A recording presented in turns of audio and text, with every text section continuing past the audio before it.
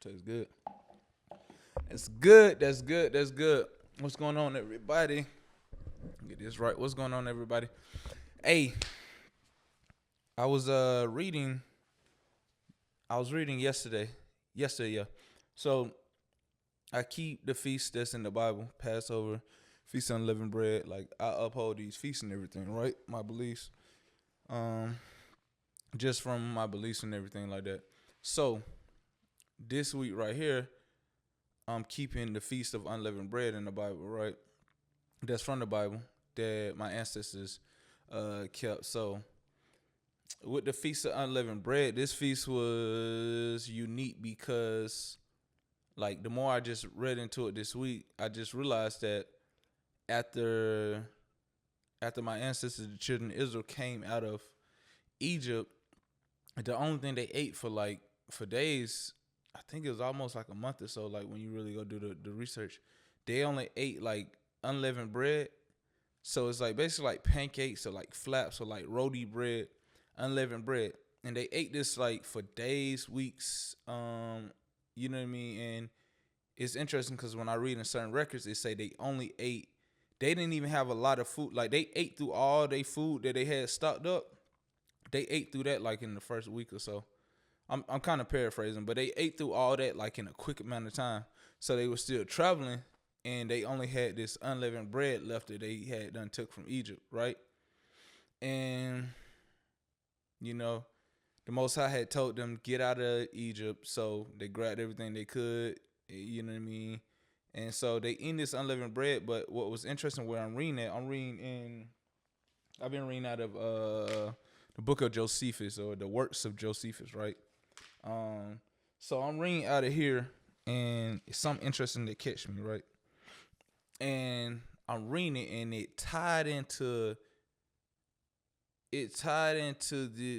this place that I see a lot of believers, that I see a lot of people that I see them, and I believe they are chosen ones, and it's a place that I realize, like, even myself, I've been at, right? And so they coming out. I'm just gonna get a backstory. They coming out of Egypt. Boom, come out of Egypt. They eat the unleavened bread. Boom, they only now have enough to eat. Where it's like we only have enough to eat to sustain us, like 2 bites of bread a day type deal. Like this enough my stomach. You know what I'm saying? Keep walking. So it got to the point. Even that anybody is gonna ask, all right, we prayed to God to take us away from slavery, to take us out of captivity. It's been seeming like he's taking us out, and now we're starting to get hungry, right? One thing about it was when we was in slavery, we was never hungry. When we was in slavery, we was never thirsty. Now they running out of water. They don't run out of water. They run out of food. You know what I mean? They in Egypt, so they in like a desertous land. You know, the Middle East and everything like that. So certain areas is desert. So it's like you ain't walking by no water source for a minute, right? What's interesting is that I think anybody would start to not necessarily second guess God, but you'll start to like think like, what's going on? Just being real, like, hey, what's going on? Like, did I do something wrong on my journey here? Did you want me to leave yet? Should I just waited and stayed in Egypt? Should I just, you know what I mean? All right, let me correlate how all this tie into us. You're a believer in God. You're a believer in the Most High. You believe in what you believe in, and you get directed. What you really feel like in your heart or in your spirit, you feel like, man, deep down within, I feel like God is telling me to lead this job, lead this situation, lead this partnership, lead this business, lead whatever it is, and lead this city, whatever it is, lead my family, whatever. And you like, okay, you so confident at first, because you like, I believe that this is God. So you go, boom. And then you start losing things. The money start getting low. The bills start climbing up. You know what I mean? And you start saying, whoa, was that God that told me to do that, or was I tripping? Right? And then you run to the issue. A lot of times what people do is they find themselves either A, going back to that situation, or they might go to another situation that's similar, or they just go somewhere back into the world instead of relying on God, right? This is just a common pattern that believers be having, point blank, period. So it's interesting that I read this, because this right here tied into like what be going on. People like, everybody had their theory of like, why would God allow me to go through this? Like, everybody, he's testing my patience, this and this. Okay, let me read what Josephus wrote out from all the collections that he got from the Hebrews and from the Israelites from back in this time. This is during the time of Moses. Right? So I'm going to go to an excerpt. This is book 3, chapter 1, in the Antiquity of the Jews, the works of Josephus, if anybody want to like reference and like want to go right there with me, right? So boom. I'm trying to see where I'm going to go to. This is book 3, chapter 1. I'm going to go to boom. Yes, perfect. So I'm gonna try to read. I don't want to make this too long. Say, but as for Moses himself, while the multitude were irritated and bitterly set against him, he cheerfully relied upon God and upon his consciousness of the care he had taken of these his own people. And he came into the midst of them, even while they clamored against him and had stones in their hands in order to dispatch him. So the people, like, they so frustrated now, they like, bro, it's Moses. Moses screwing us over, right? So that's how we naturally are. We always try, when things start going in the way we don't want, we start trying to find blame, right? Never look at a person. Look in the mirror first. I never look at a person. I look in the mirror first. Moses ain't the reason why this is happening to me. I chose to follow the direction that Moses was getting from the Most High, from God. It ain't Moses. It's me. So, point blank period, we all got to start. First thing you look at yourself, right? Boom. So, it's now he was of an agreeable presence and very able to persuade the people by his speeches. Accordingly, he began to mitigate their anger and exhorted them not to be overminded of their present adversities, lest they should thereby suffer the benefits that had formerly been bestowed on them to slip out of their memories. And he desired them by no means, on account of their present uneasiness, to cast those great and wonderful favors and gifts which they had attained of God out of their minds, but to expect deliverance out of those their present troubles which they could not free themselves from. And this by the means of that divine providence which watched over them, seeing it is probable that God tries their virtues and exercises their patience by these adversities, that it may appear what fortitude they have and what memory they retain of his former works in their favor, and whether they will not think of them upon occasion of the miseries they now feel. Thank you, Heavenly Father. We gotta always keep in mind, look, God may have did something that's so, miraculous, or something that was so like astonishing to us, like just mind blowing, right? And we be like, okay, I know that was God. Okay. Boom. He take us out of one situation.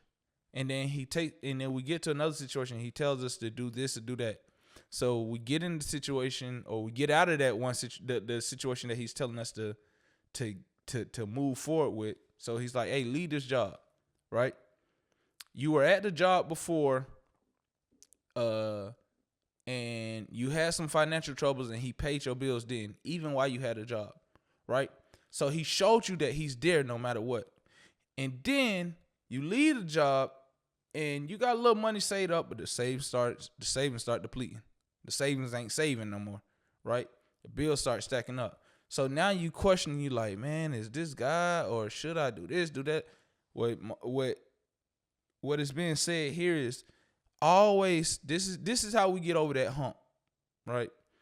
Number one, go first back to the last things that God had just did from you. Never let it slip out your mind what he already did for you. And a lot of times we let it slip out of our mind what he has just did for us. We'll let it slip out of our mind like it ain't just happened. You know? So and understand that God is doing these things to try our virtue and exercise our patience by adversities. So it's not like he's not just trying to see how much patience you got. Nah, he's like, look, I'm finna strengthen this person's patience. I'm actually like working them out. I'm getting them right, So that it may appear what fortitude they have, right? So he'll show you how strong you are. He gonna show you how fortified you really are if you allow him to show you this. You just gotta stick with him and trust him, right? I've been through it. I can only live what I know. I've been through it. If you give him time, it's gonna work out. It's gonna work out, right? So I'm gonna continue reading. It say, he told them it appeared they were not really good men. He told them it appeared they were not really good men, either in patience or in remembering what he had been successfully done for them. Sometimes by condemning God and his commands, when by those commands they left the land of Egypt. This is Moses speaking to the people again, right? And sometimes by behaving themselves ill towards him who was the servant of God, and this when he had never deceived them either in what he said or had ordered them to do by God's command. So Moses is like, look, y'all ain't as good as y'all think y'all is. Like, y'all ain't as patient as y'all think y'all is. Like, y'all not. Y'all don't successfully remember what God just did to y'all. And then y'all be quick to condemn him. And a lot of times people will condemn the Most High. Like, a person be like, nah, I don't never condemn the Most High. You do. You might do it by your actions. Like, you might do it by little subtle stuff. You don't say, the Most High ain't taking care of me, the Most High did that. But you'll be like, you'll know that it ain't time to go back to work to go get a job. And you'll be like, you'll still go on Indeed and start looking up applications. You'll still be entertaining conversations. Somebody like, hey, I got a job opportunity. Oh, yeah? What all I need? You still doing that. You condemning God. You get what I'm saying? You just doing it more subtly and you just doing it more slick. You're not doing it how they did it, where they was coming out of their mouth saying it, but you still doing it as slick. Don't play yourself. You know what I mean? Freedom. How do you be free? The truth. You shall know the truth. The truth shall set you free. Don't lie to yourself, and you'll never have to worry about a cage being over your life again, right? So, he also put them in mind of all that had passed, how the Egyptians were destroyed when they attempted to detain them, contrary to the command of God, and after what manner the very same river was to others bloody and not fit for drinking. So he's like, yo, he had to put them in remembrance, like, they worry about food and water. He like, look, all the water that we went through wasn't good water. All the money that you stressing over ain't good money. All the opportunities that you stressing over ain't good opportunities. You get what I'm saying? So it's like, this is why God is like, nah, don't take that one. This is why sometimes when you try to take it even out your own will, he blocked it. He like, that wasn't good money. That wasn't good opportunity. That wasn't a good position. That wasn't a good organization. That wasn't no good relationship. Yeah, I blocked that person. Yeah, they treated you ugly. I put in their heart to do all these things. That wasn't no good thing for you, for what I got for you, right? I'm trying to take you to the promised land. I'm trying to take you to honey, a land that flows with milk and honey. You trying to settle for bushes, thorns, dirty and polluted water. You rather just settle for it because you got a urge, you got an itch, or I got a desire. I got something I don't want right now, and I'm already ready to drive the new whip. And man, like, this stuff is really petty when we think about it. And it ain't no other way to put it. It's really just petty when we think about how we are, right? But moving forward, and how they went a new road through the sea, which fled away from them, by which very means they were themselves preserved, but saw their enemies destroyed. And when they were in want of weapons, God gave them plenty of them. So everything that they needed to persevere and to defeat their enemies, God gave it to them. When poverty came your way, God always gave you a way out. If you were ever hungry, God always sent a meal for you. Whatever it is, he always sent the way. You get what I'm saying? He always sent the way. And Moses is like, look, do not forget the last thing that God just did for you. You so focused on right now. And that's my prayer. This is why believers struggle. This is why they struggle. This is why we struggle when God just told us to do something and we can't seem to find our way to the next level. Because we get in that position and we forget the last thing he just did. We forget the last level he just took us through. Man, crazy. This is truth. Right? And so he recounted all the particular instances, how when they were in appearance just going to be destroyed, God saved them in a surprising manner. How when they were in appearance just going to be destroyed, God saved them in a surprising manner. Every time, if you even looking at this video, if you can hear me right now, God already done took you through something. So many times. Not just once, not just twice, so many. You count them up whenever you got time. You get what I'm saying? So it say God saved them in a surprising manner. He always does. He always does. That he had still the same power, and they ought not even now to despair of his providence over them. And accordingly, he exhorted them to continue quiet. So now he like, look, quit complaining. Keep going. That's the next step. Stop complaining. Be quiet. Keep your feet moving. Keep your prayers to him. He said, this is what he was telling them. He said, and that they ought not even now to despair of his providence over them. And accordingly, he exhorted them to continue quiet and to consider that help would not come too late, though it come not immediately. It ain't always going to come immediately, but it won't come too late. It will never be too late. If it be present with them before they suffer any great misfortune, that they ought to reason thus, that listen, this is the key point.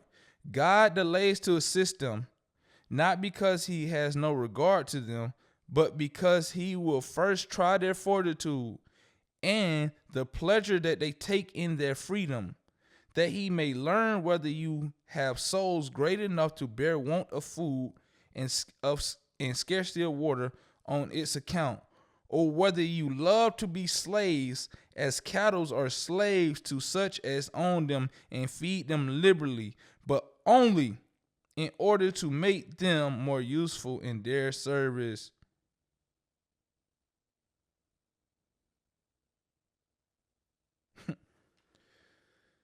Man, this right here was a mouthful for me. Like when I read it, it was a mouthful. I read it before. I read it in years past, and it's something that helped me get over the hump. I pray it's something that helped you get over the hump. This right here is so powerful.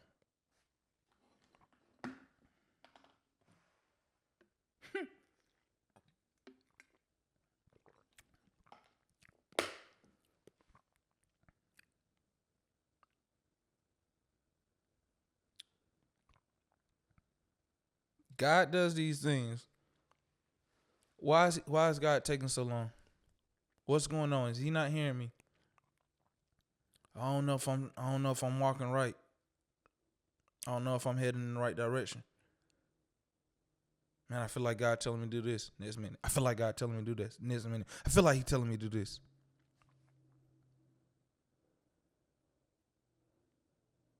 God delays to assist you, not because he has no regard to you. It's not that he's forgotten about you. It's not that he don't care. It's not that you're doing wrong. But because he will first try your fortitude, your strength, your willpower. How much do you desire him above the things of the world? He gonna try all that because we do this and he does this. We be God, God, God. I'm here for you. Da, da, da. My life is yours. Forgive me. We do all this, and this ain't to mock us, but this is what we do a lot of instead of walking and doing it. That's why Moses said, first thing he said, start being quiet. Do this. Do this and do this. Quietly walk and show God. That's how you get to that next level. That's when the blessings will start opening up. I have a personal testimony, and time frame, I don't know. Let me see something. I ain't even gonna share it right now, but I got a personal testimony, and that's what it is. I've seen this. I've lived this every time, many times. Now I walk this. I live this. I show him. I tell him, but I show him. Show him. That's it. Show him, because he's trying your fortitude. And he's trying the pleasure that you take in your freedom. He'll give you freedom. What does it look like when he tell you to leave that job? You done left the job. Now you got freedom. He want to see the pleasures that you take in it. Are you sleeping all day? Are you jerking off? Are you playing video games? Are you doing this? Are you doing that? Are you on Indeed too much and looking for a new job when he just released you from a job? What are you doing? Right? Say that he may learn whether you have souls great enough to bear want. He want to see, do you have a soul great enough? Because he's about to bless you with something. But he needs to see, are you great enough for this blessing? Are you great enough for this blessing that he got for you? That ain't for you to answer. That's for God to answer. It's for you to show. You don't know. Stop saying, I'm not worthy. Or stop saying, I'm ready. That's for him to say. But it's for us to show. He's learning. Right? That he may learn whether he has souls great enough to bear want of food and scarcity of water. I'm going to add in here.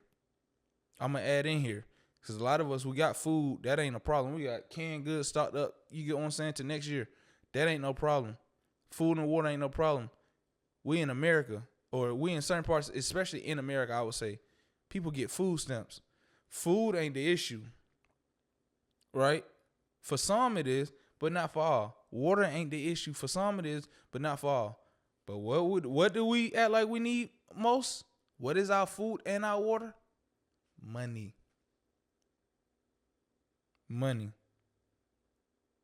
He want to see if you have souls great enough to bear the want of money, to bear the want of your own spot, your own car.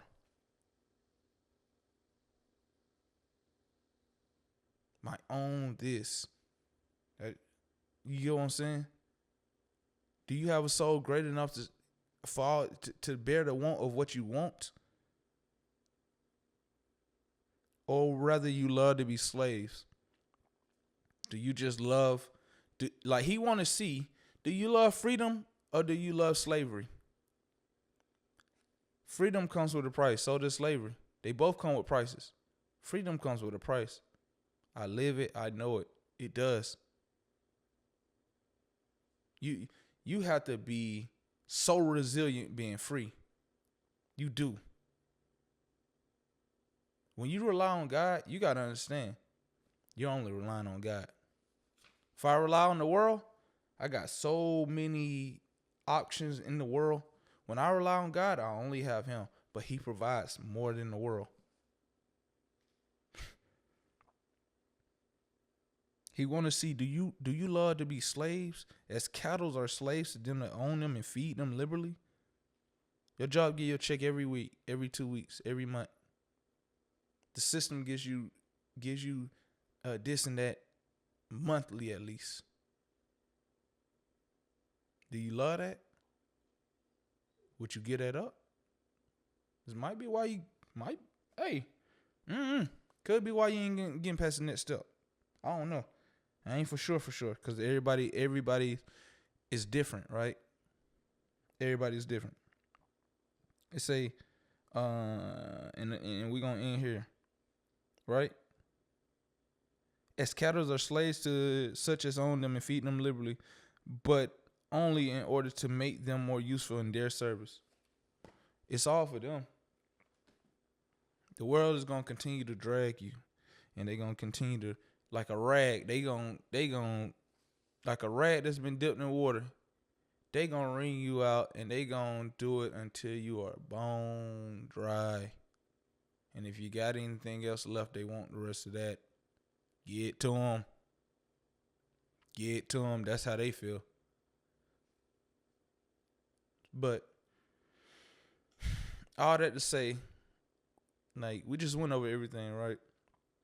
All that to say,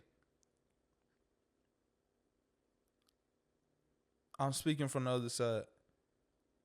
The grass is greener with the Most High. Just stick in there. Just hold on a little bit longer with him. Just be a little bit more attentive to what he just told you to do, and keep that in your remembrance. Just hold on a little bit longer and be more attentive to what he just told you to do.